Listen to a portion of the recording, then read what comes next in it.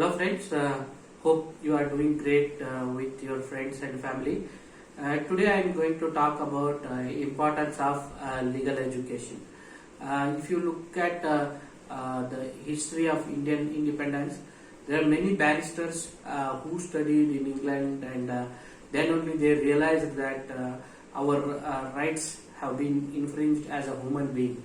That's how the realization of one's right to live and flourish in a free and fair environment, that is very essential and very essential for any human being.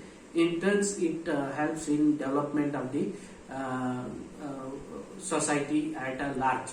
So advocacy or advocate is a very noble profession. The advocate plays a very important role. So you might have seen the soldiers at the border protecting the state borders. Means state in the sense it's a country border.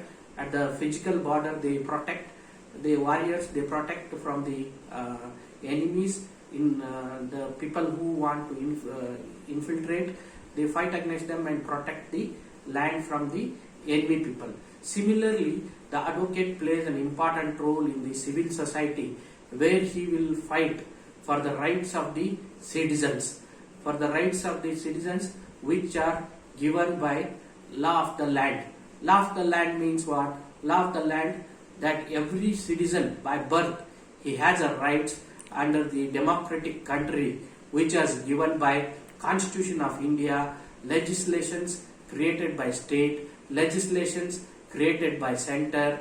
All these rights are given, and then you have international law as well, and many more. For every citizen, there is a rights and privileges given by the democratic country by virtue of freedom of this nation. So there are multiple fundamental rights. Those are given by the Constitution of India. Those are very essential, and they are given keeping that the free and fair environment for well-being of human being. So these constitutional rights are protected by the Supreme Court and High Court under the different articles of the Constitution.